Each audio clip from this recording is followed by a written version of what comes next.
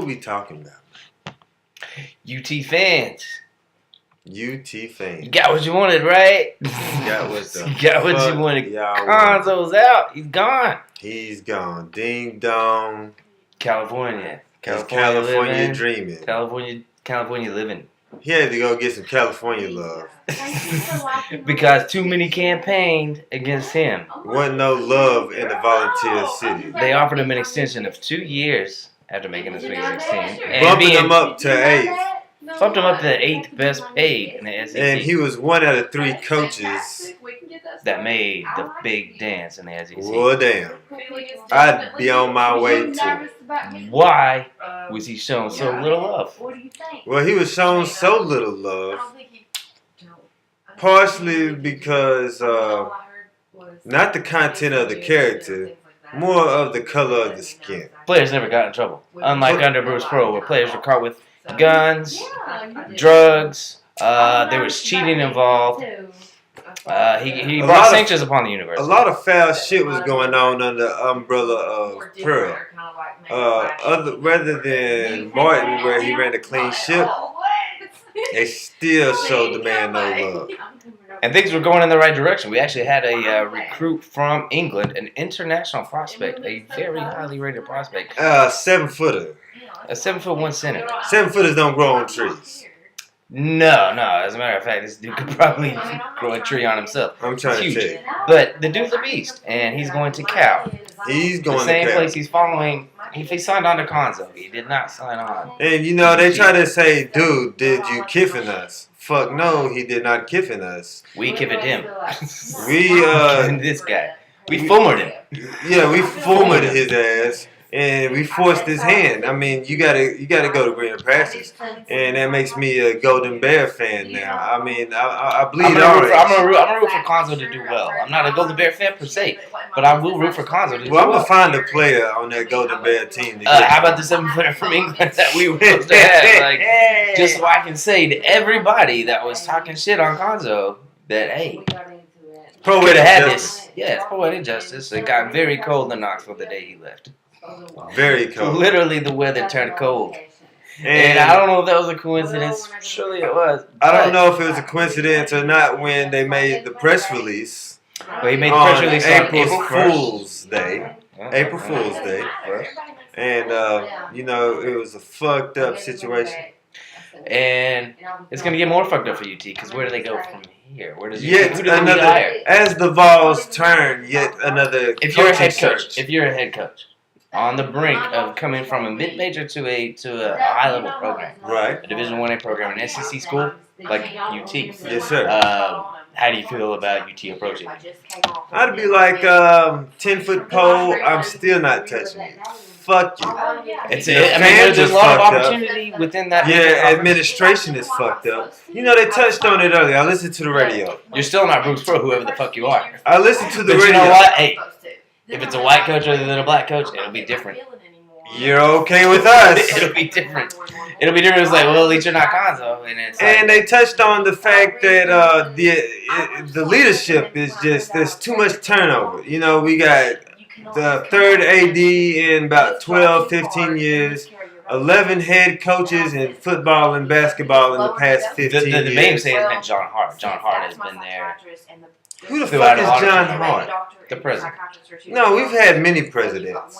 But he's been there for about 3 years now, right? We've had presidents, fucking, what's the other one? Got the athletic director. Athletic directors. No, there's another higher than the athletic director, but under the president. What's the dude's name? What's the title? Anyway, we've had a bunch of those. The leadership has been poor. It's not been consistent. The only thing that really brought a fan base in, Bruce Pearl did it.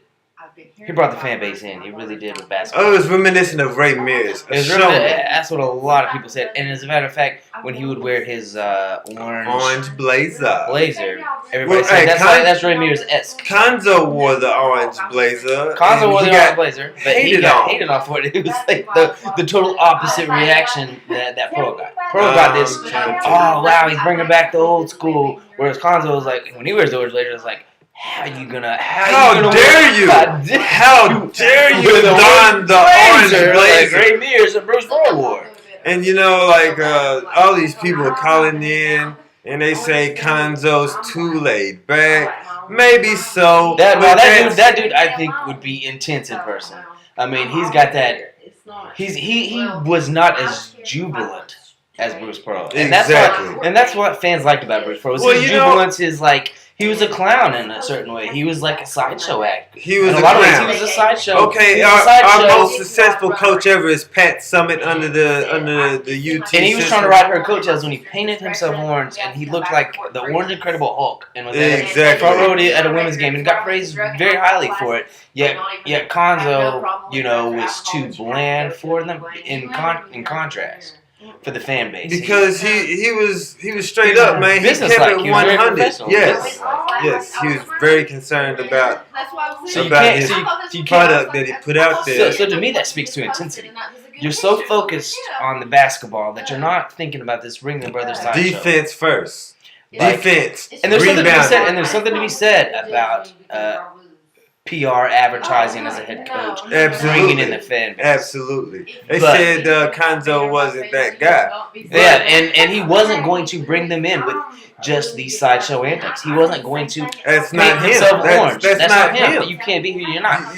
But he brought people in as soon as we got to the tournament. As soon as we were playing Michigan, all of a sudden in the Sweet 16. Oh, the whole panel of analysts were like, "How dare y'all? How dare you UT fans for the petition?" It's like, damn, I'm a UT fan. He's not talking about me. I know he's not. There is a subsection of hillbilly UT fans. They can't stand it. That don't like him, man. I bet most of them vote Tea Party. It ran all over. Not politics into it too much, but it got very political. It got very political within. Fuck it, bring politics in it. Because bring race in it. It was a political decision. Let's talk about that. Race is a factor. I mean, that's the elephant in the room that nobody wants to fucking. Nobody wants to talk about because it's such a sensitive issue. At the same time, it plays. They want to say, "Oh, you're sensitive because you got a petition on you." Nah, y'all sensitive because he's a black man and he's a businessman and he's business first. He ain't no motherfucking clown. He handled his business. And they want to show loyalty to a coach who brought a lot of bad attention to UT. I mean, a lot of negativity, with the sanctions, with the players getting in trouble. And Cuonzo brought none of that. None of that. He missed the tournament his first year. Kids went to class. Academics. In his 3-year tenure, he did miss the tournament 2 times and went to the NIT twice. Absolutely. But he inherited a 19-win team. That got knocked out of the first round and was only given a first round. And what were they predicted SEC to finish? What was it, 11th? And where did they finish? We finished third. No, second first year. Yeah. Wow. Second the first year. Yeah. That's impressive. Sure did. So he inherited kind of a mess because we had a bare cupboard. We didn't really have recruits coming in. Not shit. What we've lost. And they said, he won with Bruce players. Okay, you got Mayman, who's coming off a mended knee. Bruce was winning with Jordan McRae. Bruce was winning with players that he inherited. Buzz. He was winning with Buzzball, which is something to say.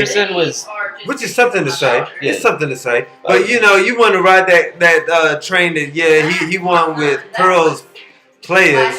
But Jordan McRae had came out and said, "I don't think I would have lasted under Pearl. Me and dude wasn't feeling each other." What did I remember that shit. What was He'd always say from the current player?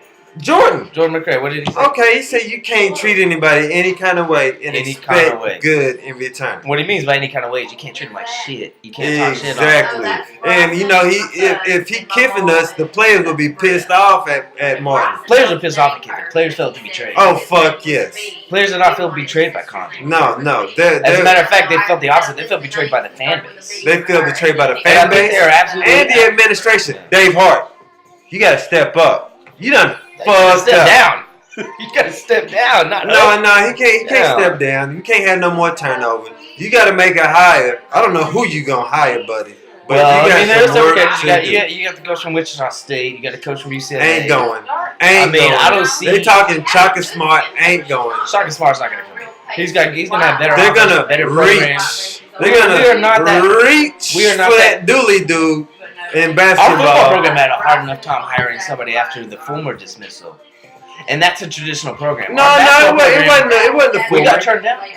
We got turned down, but it was the Kiffin debacle that fucked us But you have up. to admit, it's harder to make a hire basketball-wise in the SEC than it is football-wise. Oh yeah, Especially UT. and they talking Tubby.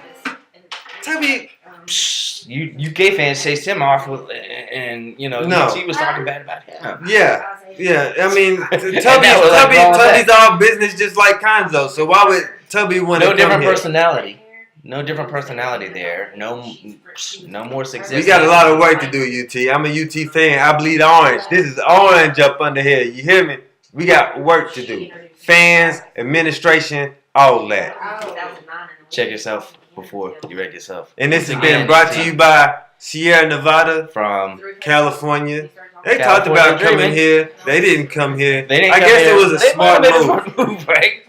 Exactly. Cuonzo said, "Hey, I'm gonna pull Sierra Nevada and go to elsewhere where I'm gonna be more a golden appreciated." bear where It'd be it's more less appreciated. intense. So, bring back Bruce. He's coming. Bruce. Oh, he's coming. He'll be But here. He's gonna be wearing some stripes with that orange. You get your wish. You don't have Cuonzo. He's gonna be screaming War Eagle when he come here. I just hope UT's program can survive this cancerous state that the fans. This sloppy mess that we've made. Yes, that we've. Who's gonna lay in that bed? And ESPN has reported on. They had an article titled "UT fans didn't get what they want, but what they deserve." Oh, you deserve this. Did I deserve this as a UT fan? I think not. There's but a faction. Hey, there's a faction they deserve that it. made it look like the whole fan base deserved it. Once again, this has been brought to you by Sierra Nevada. We like Send to us drink free Sierra good Nevada, beer. if you please, and bring back Bruce.